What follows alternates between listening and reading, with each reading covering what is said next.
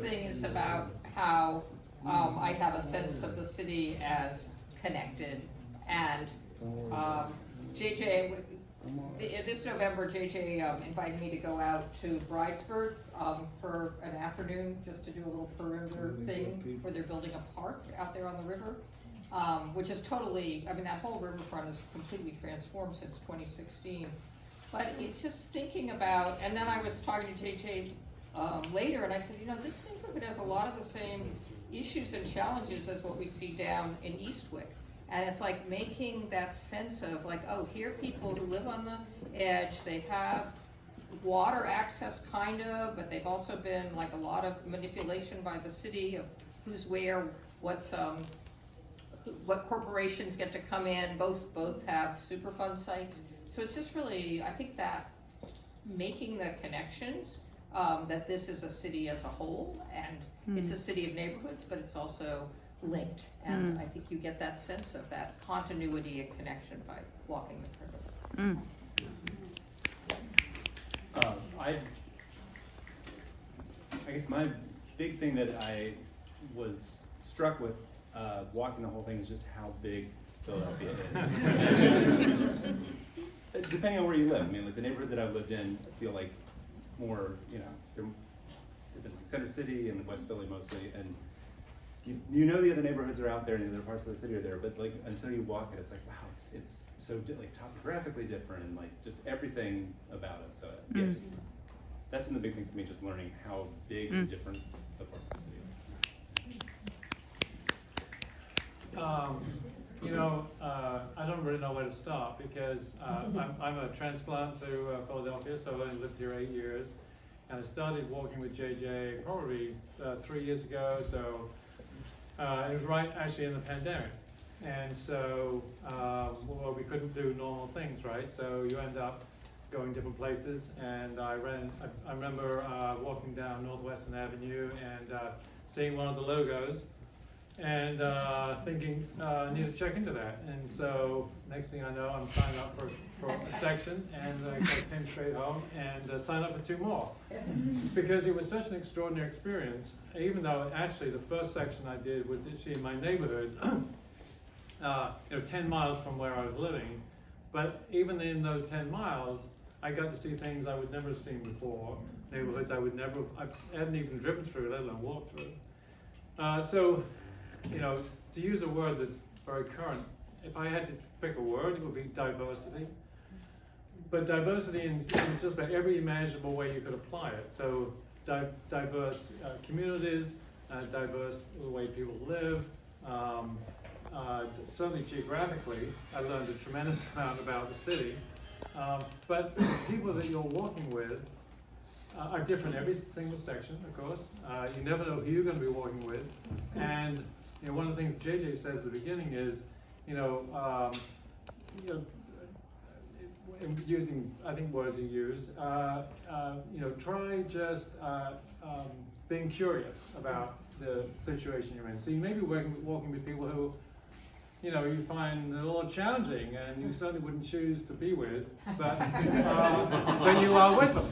And so, you've got probably about 4 or 5 hours to figure this out, and walking is kind of meditation.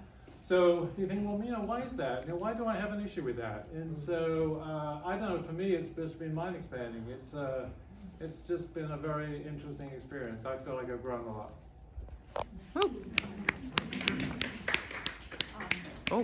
It's difficult to pick one single thing to stand out because every segment of the walk was so different.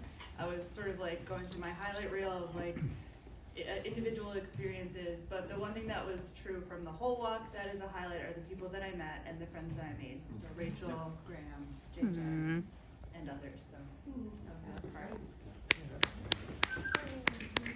Yeah, definitely want to echo. Of course, it's about the city, but it's also about the people in that city or near the city or people that come to the city for this event. And meeting everyone was just so wonderful and special, especially people that made it to more than one, and just like kind of like see people's change through the walk. And I feel like it also got me really connected. I think I love that the whole design was also pretty, I feel like, transit based as well. So I rode a lot of lines I haven't rode before, and took a lot of buses that I haven't taken in a while. And I don't know, walking here, especially coming off the trolley, I decided to take it from Woodward.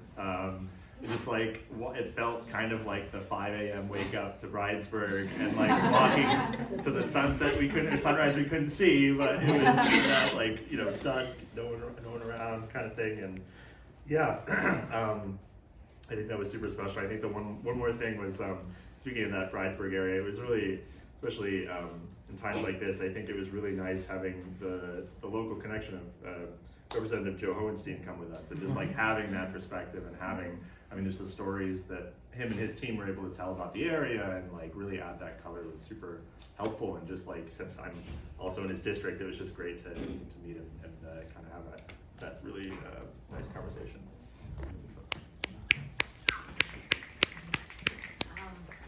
For me, what's been interesting is testing what me as a person can do. I never thought that I could do, like, it was daunting to think that I could walk 10 miles, and then it was daunting to think, oh, could I do like an 18-mile day?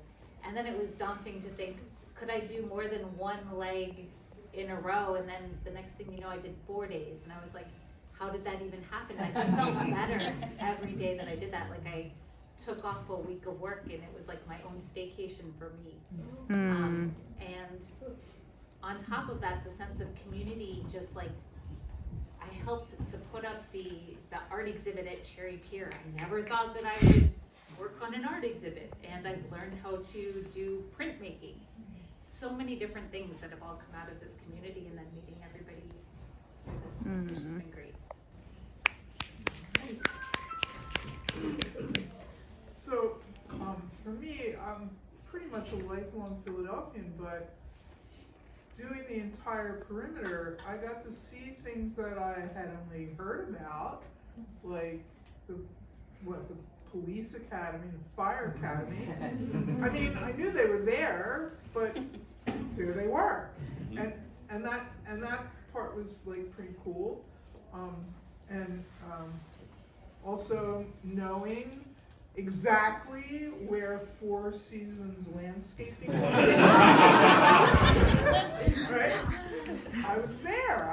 I've seen it. All, you know, those were pretty cool.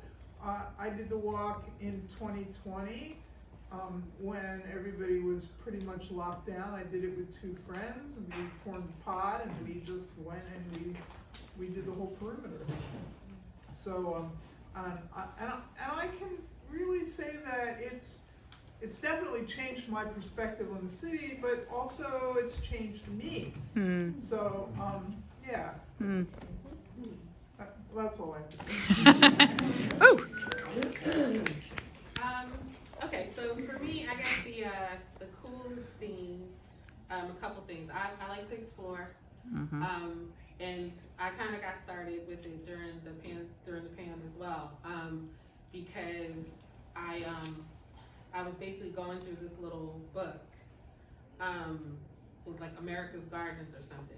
And I really wanted to see, because we weren't going outside. I was working from home, and we were in the house all the time. There was no place to go. So I took the opportunity to expand and get off, because I generally went to like the same parks. And so this kind of forced me to go to others. And I saw, like Graham, I saw a walk around Philadelphia in like Pleasant something. Pleasant. Yeah, I saw the sticker there, and I was like, ooh, I walk around Philadelphia. I didn't even know it was a group. I wanted to get a sticker to put on my car. and so I looked it up online, and then found out, oh, it's a walk. It actually is a Right. So, and in the spots that I've gone over more than once, the really cool thing, besides having the opportunity to explore parts of the city that I've never seen before, because I really hadn't spent much time in the Northeast. So Bridesburg, Fox Chase, all of those, I posted the pictures, and my coworker was like, oh wow, I grew up there. And she probably told me that, and I had no idea where she was talking about. Right. So, but when I've gone back to places that I've never like a second time or a third time, and you see how a place that we kind of brambled through and now it's a park. So that's what I really love that. But like, you know, on the waterfront, the area that, you know, we had to, you know, kind of, you know, remember we was going where the cars are and almost get put out. And then the next time we went by, there's now a path. Now there's a whole path there. So I think so. So that it's been. I'm really glad that I found that sticker. Because it's been in the community. It's been a really wonderful experience.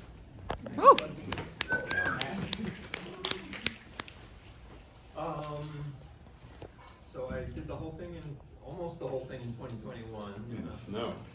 And so the first day, I was just transitioning from sort of working at a year-long transition in COVID out of a career kind of thing to an unknown next step. So it was a really good transition kind of thing.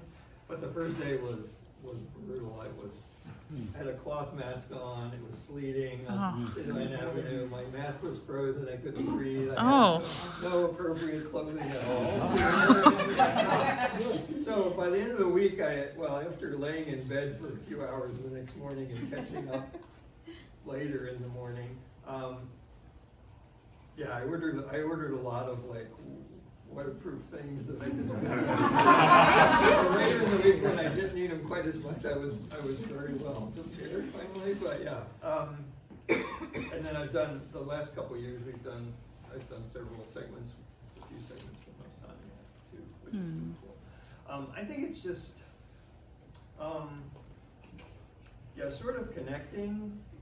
You know, there's places that I've been way back, Glen Ford and the softball fields down by the prisons. We were there a lot with my daughters, and just all kinds of, you just don't connect that stuff at all. Yeah, and that's been really good living in the city and stuff. And then, like this year, this October, I guess it was, I stayed at the Medical Mission Sisters thing, which is right on the border, and I rode the Pennypack Trail from there all the way down to the river by the softball fields, and then the part that's closed during not on weekend time, and then I rode the other way all the way up into Bucks County, and I was like, I would never have thought to do that if I didn't have a place to stay right in the middle of that kind of thing. Yeah, so which is totally due to this walk.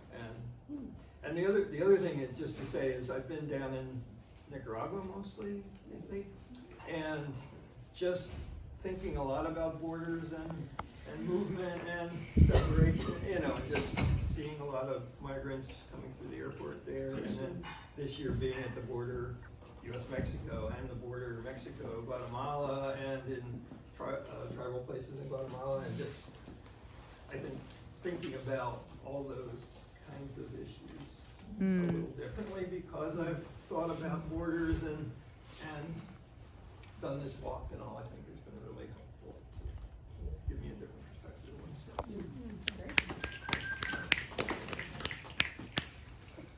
Well, I did my first walk, I think, was winter of 2020, and we were, at least at the time, I don't know if ever now, the youngest group to ever complete the walk around Philadelphia.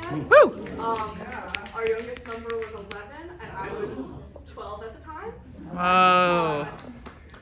And then the same group, we did the walk 2 years later in 2023, and it was cool to, one, see different neighborhoods that I've never go to. Like, I had never been to Bridesburg, and now I've seen it, now I know what it looks like.